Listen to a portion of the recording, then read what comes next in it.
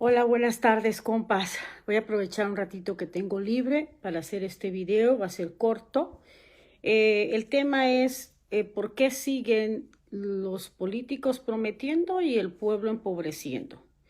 Bueno, vamos a entender primero qué nos ha llevado a esta catástrofe económica que estamos viviendo llamada colapso económico. Y ya lo estamos viviendo, no podemos negarlo, la pobreza ha entrado por las puertas de las casas y no se ha salido por la ventana, se ha instalado ahí y viene para quedarse. Estamos hablando de que esta recuperación económica va a ser tan lenta que probablemente nos lleve más de una década y no creo que vaya a haber una recuperación. Lo que están proponiendo es un reseteo, es una reestructuración, a empezar de scratch. Voy a mandar algunas invitaciones para que llegue más gente. A ver.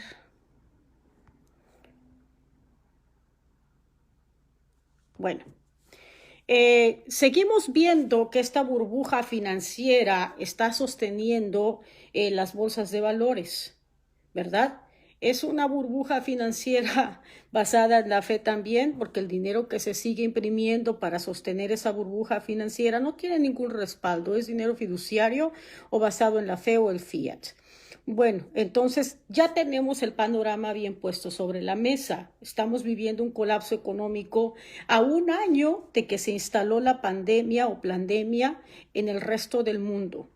Hay que entender que primero empieza en China hasta diciembre, en enero se empieza a ir hacia todo el mundo y en febrero se instala en América, Norteamérica y Latinoamérica. Y como resultado tenemos un tsunami de bancarrotas que no se ha podido detener ya a un año, ¿verdad? Y fíjense, si antes de que empezara y se declarara estado de emergencia en Estados Unidos, que fue en marzo, a mediados de marzo del año pasado, ya empezábamos a ver bancarrotas. En Nueva York ya se empezaba a hablar de pobreza. De hecho, más tarde voy a tener una entrevista con los precursores de los refrigeradores que ofrecen comida gratis en Nueva York. No solo es el compa Francisco, también está otro compa de un colectivo anarquista que se llama Tadeos y que básicamente él fue uno de los que inició este proyecto de la comida gratuita en Nueva York. Si ya se sentía la pobreza desde febrero, bueno, yo pienso que la pobreza se sintió desde mediados del 2019, se empezó a sentir muy crudamente y no nos dimos cuenta hasta principios del 2020 y después de esto, bueno, nos dicen que hay una pandemia y que tenemos que hacer cuarentena. Esta pandemia acelera el colapso económico que ya venía sucediendo desde 1970, ya tenía fecha de caducidad. Entonces, empiezan a no detener este tsunami de bancarrotas. Se aprueba una serie de estímulos económicos que fue casi más de 2 trillones de dólares, lo que se aprobó después de que se declara emergencia nacional, por ahí por abril, y se empieza a mandar dinero a las empresas pequeñas que estaban quebrando y se empiezan a mandar estímulos económicos a la gente en Estados Unidos. Esto prorrogó esa gran caída que tenían planeada para el 2019. Y en el 2020, a pesar de tantos estímulos económicos que ya se han dado, no hubo manera de detenerla. Estamos viendo que para mayo teníamos 40 millones de desempleados.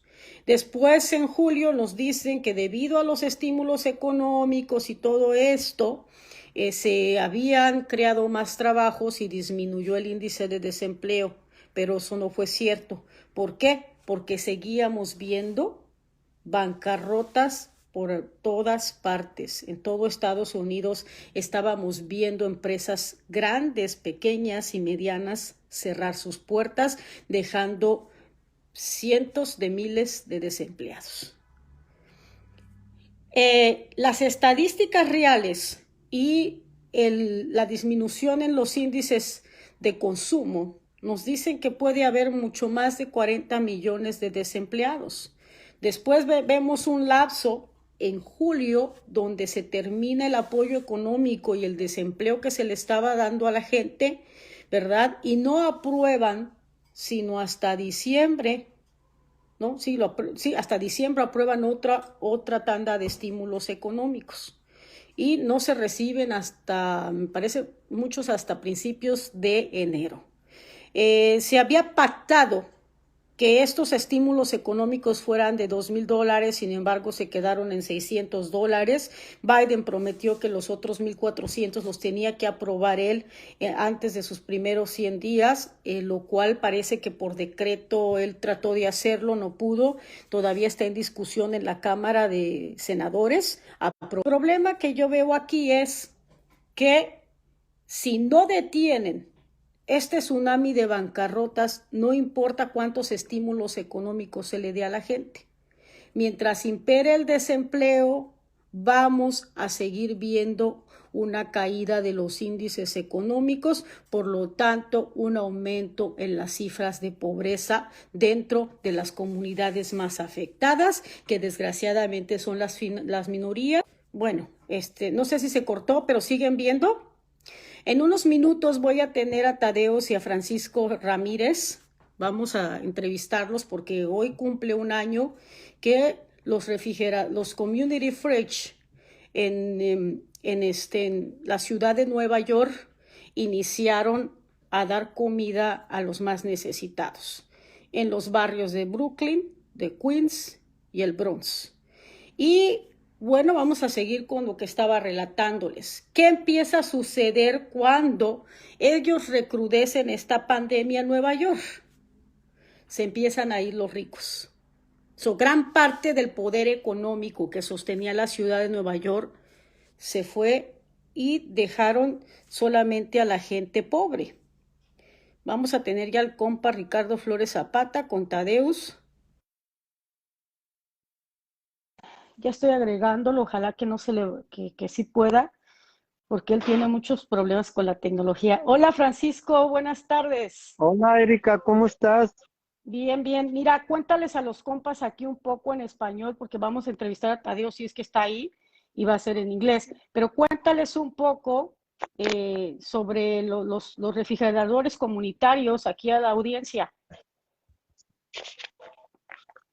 Bueno, pues hoy es un día bastante importante, es un año, un aniversario de esta lucha contra el hambre a través de la comunidad y acá atrás de mí está el primer refrigerador que fue instalado el 8 de febrero por el compañero Tadios y Ajá. allá casi 100 refrigeradores que tenemos, pues es motivo de alegría. Uh-huh. Ha sido una lucha bastante fuerte, con problemas internos, externos, pero lo importante que hemos hecho es que nos hemos enfocado no en nosotros, sino en la comunidad. Y ¿En dónde pues está ese refrigerador, Francisco? este refrigerador está en Bed-Stuy, Brooklyn, Ajá. número 133 de Bed-Stuy, Brooklyn. Es Uh-huh. el primer refrigerador. Tenemos el donde yo comparto, que soy parte de ese refrigerador, y yo creo que es como el cuarto que teníamos, y pues ahora ya hay más de 100. Francisco, No, casi 100, casi 100. tú te has encargado de gestionar ayudas para mantener ese refrigerador en Bushmilk, en tu barrio, pues, siempre con comida. Cuéntanos cómo le has hecho para gestionar esas ayudas, de dónde vienen. Pues estas ayudas vienen de la gente común y también de empresas y bueno, recalquemos que el consulado en la Ciudad de México, en la Ciudad de Nueva York, también tiene parte en estas donaciones a través del cónsul doctor Jorge Islas y así es como se van generando las ayudas. Tengo Ah, entendido que ellos entregan comida cada lunes. todos los lunes hoy trajeron cebolla Ajá. pero también la red con el compañero. Ellos canalizan ayudas, allá llegan a veces carros con cajas y es una red Uh-huh. bastante poderosa, con mucho alcance. Ok, ¿tienes a Tadeos por ahí para preguntarle algunas cosas? Seguro.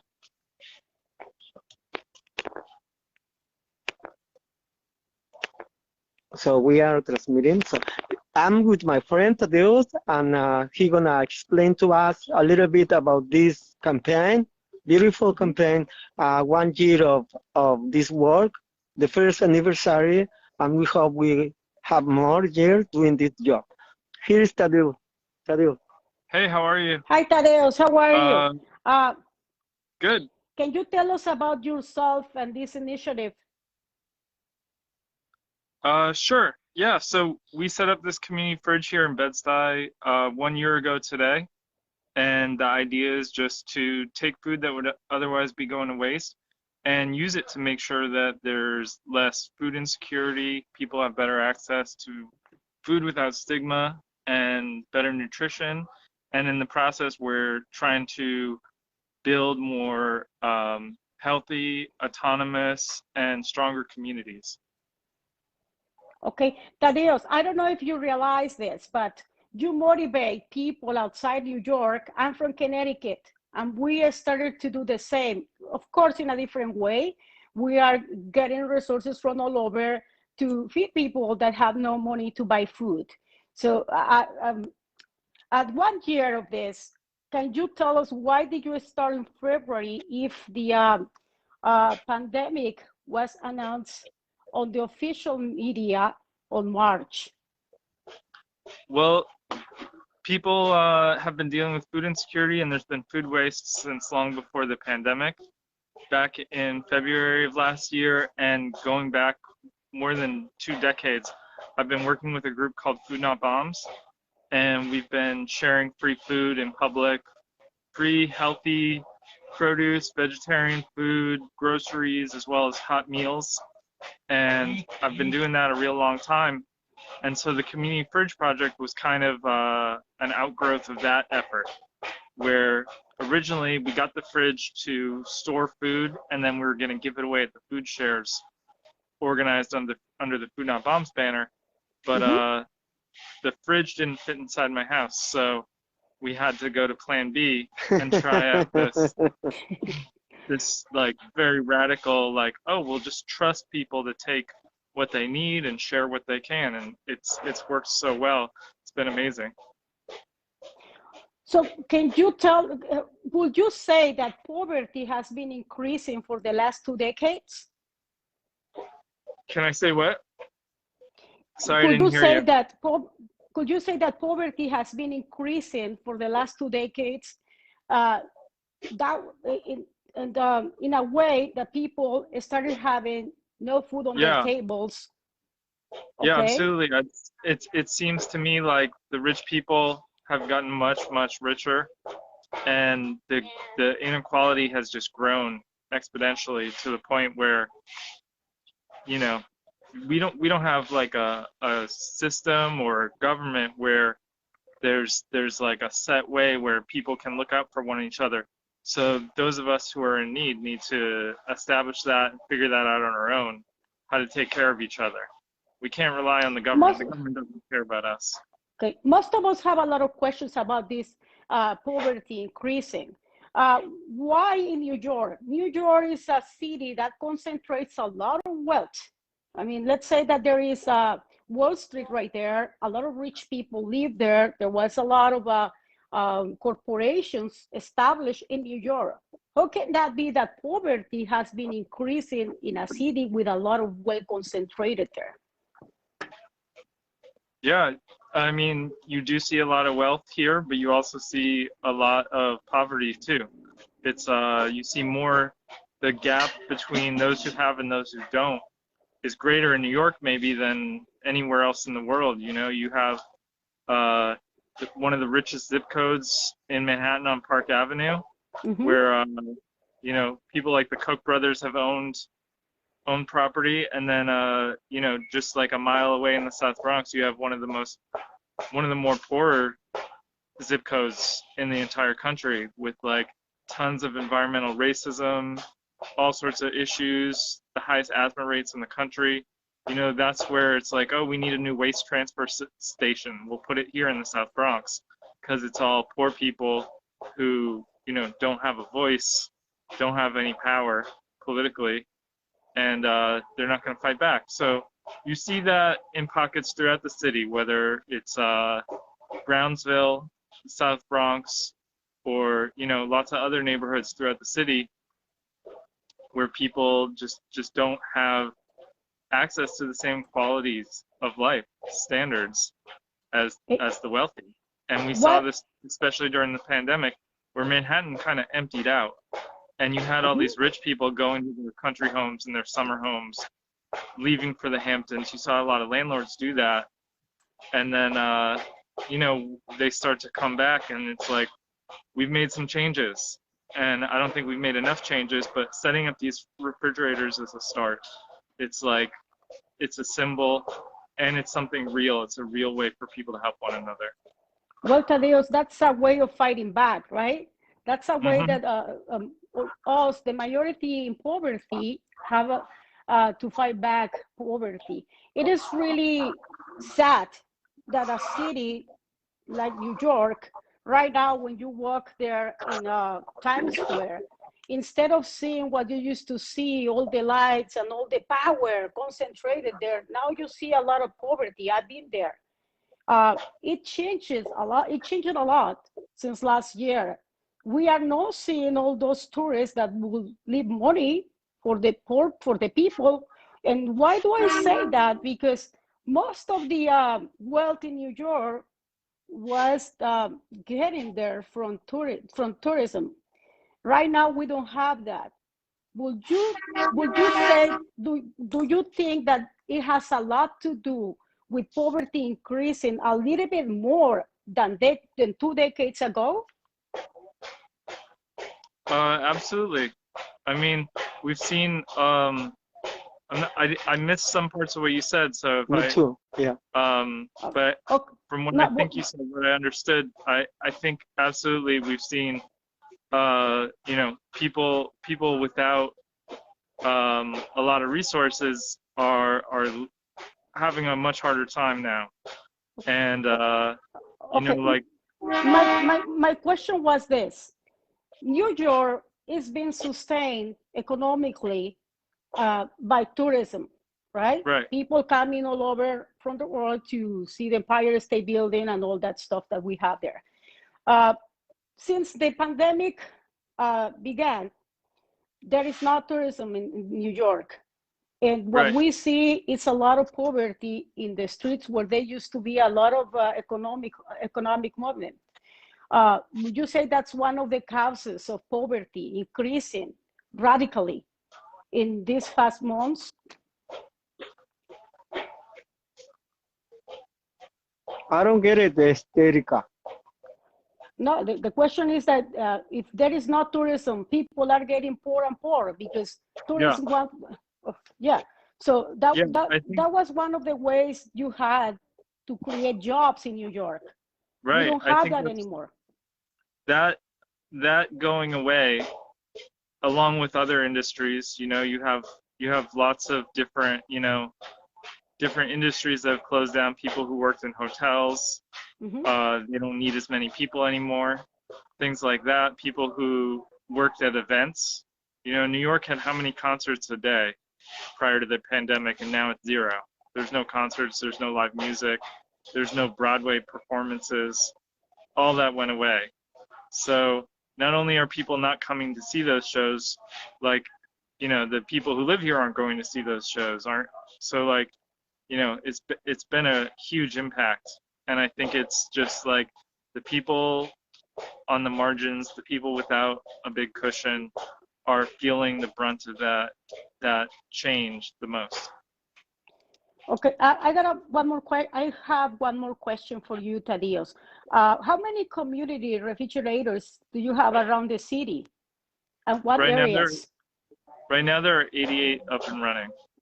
What areas? So, they're all over the city. We have them in every borough, and in nearby in New Jersey. There's 6 in New Jersey, and there's 1 in Staten Island on the North Shore, which is a community that needs it for sure. Very North Brooklyn, Bushwick, Bed-Stuy, Crown Heights has like the highest concentration, because that's where the first 3 community fridges were set up. And I think as people see them in their neighborhood, they want to replicate it more, do more. And so it makes sense that like they're proliferating the most in the areas they started, but they're spreading out now too. So the first three were in Bed-Stuy, Bushwick, Crown Heights, and now there's more than a dozen in those three neighborhoods. And there's also there's a lot in Upper Manhattan. There's starting to be more downtown Lower Manhattan. There's now 6 in Lower Manhattan as of yesterday. Wow. And the Bronx has a good amount. There's 14 in the Bronx. Also, Queens is in the double digits. There's a good amount in Queens. There's 2 out in the Rockaways. There's more coming. There's a group putting one out in Flushing that should be any day. So, you know, they're popping up all over the place. About how many And volunteers do you work on the community refrigerators? How many I can hear volunteers do you you. have? Okay, about how many what? volunteers? Oh, hundreds. It's definitely hundreds. I like that, It's hundreds. hard to keep track because the way that we're organized, each community fridge is set up autonomously by people in the neighborhood. It's very organic the way that this movement has grown. So people in each neighborhood will decide if they want a community fridge and have the time to invest in that sort of thing. So there's not some top-down, like, you know, we are anarchists. There's not some top-down organization looking at a map and plotting this out. It's like, if you want a community fridge in your neighborhood, great, but we're not going to do the work for you. You need to make that You happen, need to and we do will it. help you. We will get you a free fridge because people keep donating them, so we can get you a free fridge. People are giving money, and so you don't need to start by fundraising to build a shelter. We have money, we can pay for that. And help you out, but you got to find a carpenter or somebody who's handy with that and do the work. And you know, like, we can help supply food when we have extra, but each neighborhood, you know, they need to figure out their own like local resources and find places to get food and volunteers to maintain and clean the fridges and stuff like that. Déjame decir algo, Erika. Okay. Tadeusz, you are part of my inspiration, really. So you're doing a great job, and I learning about much from you. Could you tell us about? I like something that you said before. This is not about charity. This is about mutual aid. Could you tell us about how this works? So people mistake, they see free food, people giving away free food, and they mistake it for some charitable thing. And it's not charity at all. Like, we're sharing with our people, you know? Like, if you share food with your family, it's not charity. That's just what you do. It's mutual, you know? Like, you help your brother helps you. You help your sister helps you. It's not charity. This isn't charity. This is mutual aid. We are sharing with us. Wow. And we are part of the community. That's why, like, you know, we don't go to other communities and set up fridges. We're, you know, I've lived on this block for almost 6 years.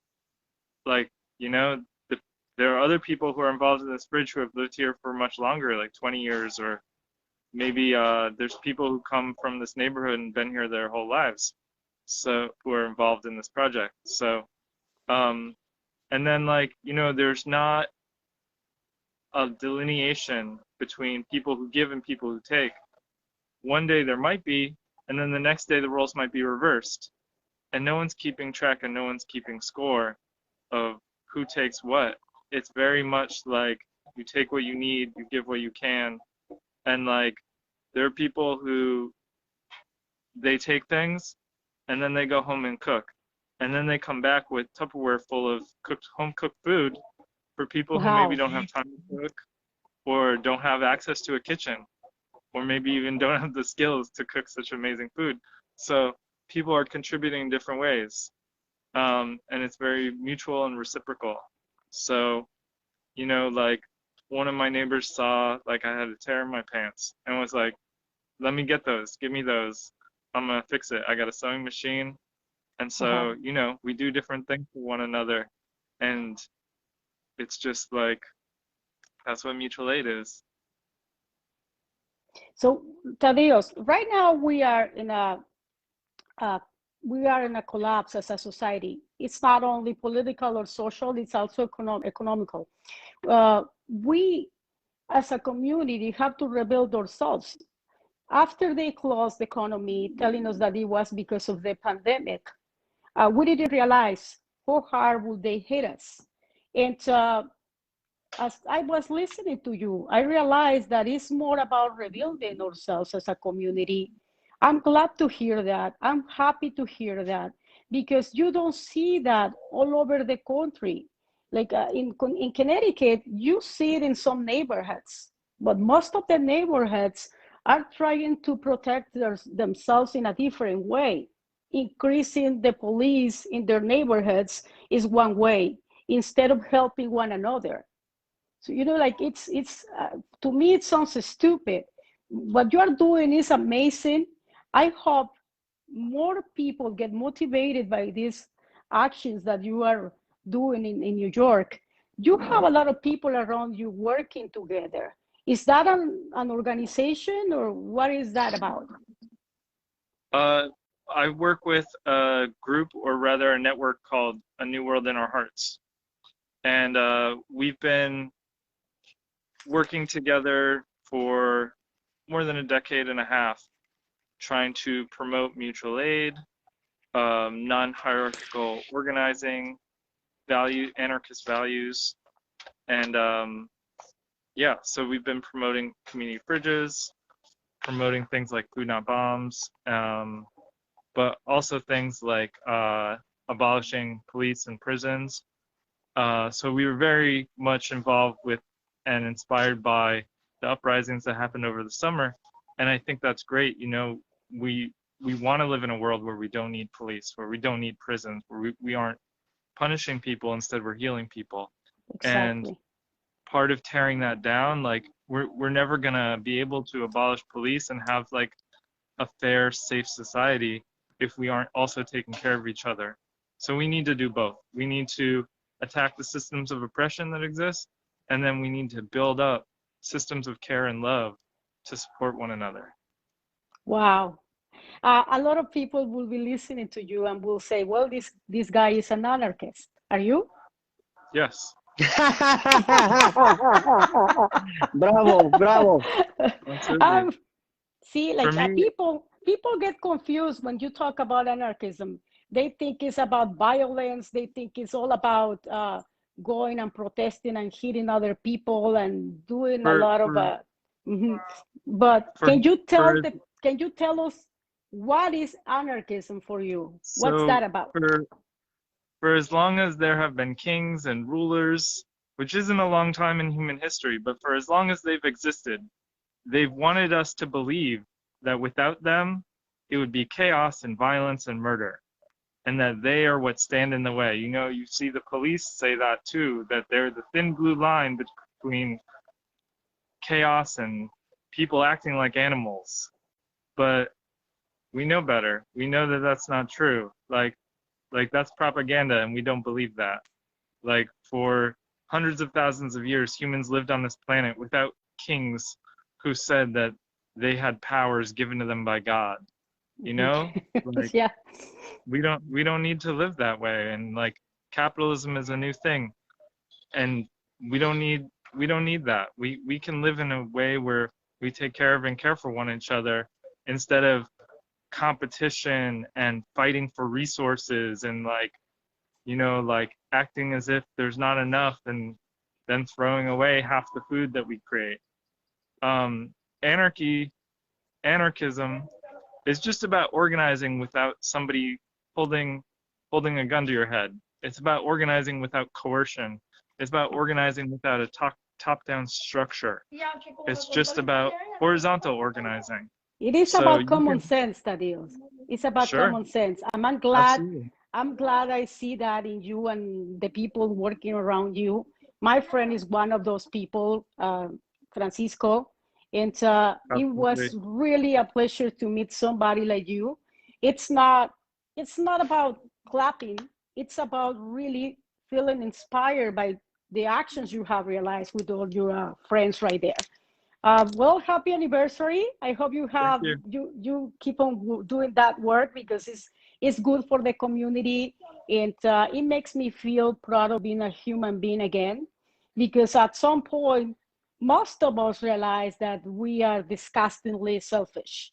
But when I see people like you and all those people around you working together to rebuild their communities, I think there is hope. There is still hope for us as Yeah, human there is beings. hope. Absolutely. Thank It's you, been very Tadeusz. Thank you nice for your to time. meet. It's been very nice to talk to you. I hope we can Appreciate it. I hope we can see you here in Connecticut. I'm going to ask Francisco to Sure. bring you here and talk to all those people that don't understand what building and rebuilding our communities is about. Thank you. I'd be happy to come. Erika, quiero hacer la invitación para el Dime, nuevo, Fran. para el nuevo refrigerador en Sunset Park. No es parte de que nosotros lo instalamos, sino la organización Mixteca Org lo va a instalar con sus propias reglas. Cabe señalar que todos los refrigeradores tienen su propia autonomía y reglas. En el caso de Bushwick, la regla número 1 es que ahí no hay regla. Cada quien hace lo que quiere y lo que su conciencia le dicte. Y se van educando. Entonces, ojalá estén presentes este día domingo, creo que es 13, en Sunset Park, en la 21 y Quinta Avenida. Allá vamos a estar y vamos a seguir apoyando. Gracias, Erika. A ver si puedes copiar este video para que no lo tiren. Y esta entrevista Sí. es muy importante. Bájala lo más pronto posible, porque si hablas de anarquismo, pues también se espanta la gente y te lo Sí, sí se tumba. espantan, Gracias. pero yo tenía que preguntarle porque todo lo que él Sí, me está diciendo es la definición propia del anarquismo. Él no cree en que te obliguen a hacer algo. Él cree que se tiene que hacer porque estás viviendo una realidad que necesita acciones de mutualismo. Y me encantó escucharlo porque muy pocas veces se tiene la oportunidad, sobre todo acá en Estados Unidos, que es básicamente el imperio del capitalismo, donde de lo único que se habla es, como él lo dijo, de competencia, ¿verdad? Es muy claro. padre tener una plática con alguien como él y qué padre que tú seas parte de ese proyecto. Tú Yo sabes que soy te admiro y parte. te quiero They are mucho. my brother. Sí, yo sé que ellos te aprecian y bueno, por algo estás ahí. Me siento muy orgullosa de ser tu amiga, Francisco. Ojalá que las acciones de esta organización se multipliquen en todos los estados porque lo vamos a necesitar.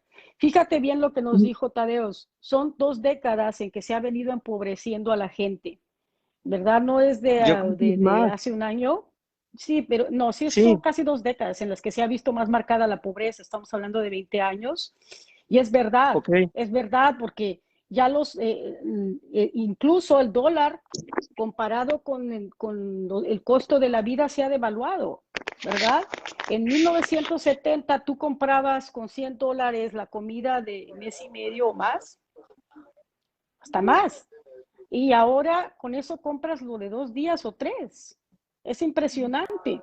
Nos han llevado a un nivel de pobreza, lo estaba diciendo Tadeos, el gap entre los ricos y los pobres creció. Quiere decir que se eliminó a la Sí, clase media. Se eliminó la clase media, totalmente. solo hay pobres y hay Desapareció. bien ricos, sí. Hay muy, muy ricos y bien pobres. Entonces, esto que están haciendo es una forma de, como él dijo, to fight back. Yo le iba a preguntar a él, bueno, ¿por qué si hay tanta gente en Nueva York, they don't fight back? Pero ya después con eso que me dijo, entiendo que así es. Los jodidos que somos la mayoría, los pobres, no tenemos otra forma de pelear de regreso más que organizarnos. Esa es la única manera en la que vamos a poder resistir esto. ¿Tú qué piensas? Y fíjate que a través de nuestro trabajo que está documentado, si abres el periódico New York Times, vas a encontrar la foto de él con los otros compañeros de In Our Hearts, los vas a encontrar ahí y a mí también. Esa es una prueba del trabajo que estamos haciendo, ¿no? Aparte de algo bien importante, Él nunca ha tomado crédito por su trabajo. No dice yo lo hice primero, nunca, nunca. Y eso habla también muy bien de él. Entonces Claro. también te das cuenta que yo no tengo amigos pendejos, ¿eh? Siempre dices eso. Me da mucho gusto, Francisco. Disfruta tu Entonces, festejo. bueno, pues ya se quedó frisado, yo creo que ahí terminamos, ¿no? Es que se frisa mucho, se corta mucho porque tu señal está muy mal allá en la ciudad. Ok, y entonces ahí terminamos, ¿no? Pues sí, disfruta el festejo. Yo creo que se lo merecen No y hay ojalá que la festejo, gente que nos esté escuchando. Sí, esas son cosas que se baja el deben video. festejar, fíjate. Gonna be a celebration, Tadeo. Today? Not today, but maybe later, another day. For Maybe. 1 year, it was so important. Yeah. She said, Yeah, maybe. maybe, she said, Action, she said action, maybe. tell them actions like that you really have to celebrate. You really need to have a toast because it is very Está important bien, that we still have human beings worry about other human beings.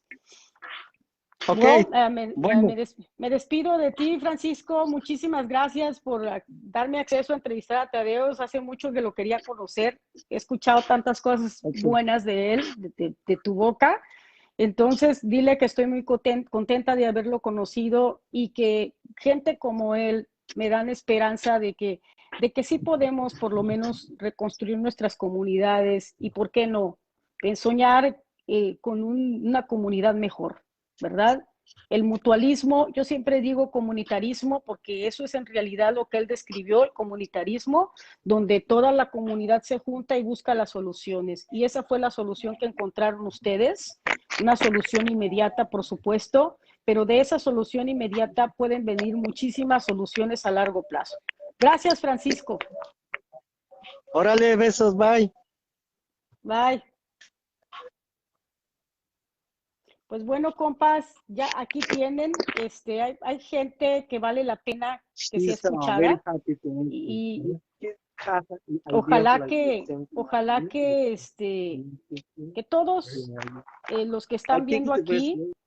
ojalá que todos los que están viendo aquí compartan esta publicación, porque no solo se trata de quejarnos. Las acciones que se han venido llevando a cabo, yo he sido partícipe de esas acciones y creo que no es presumir, es decir que soy partícipe de mejorar mi comunidad. Y como se lo dije a Tadeos y él también lo dijo, se trata de sentido común.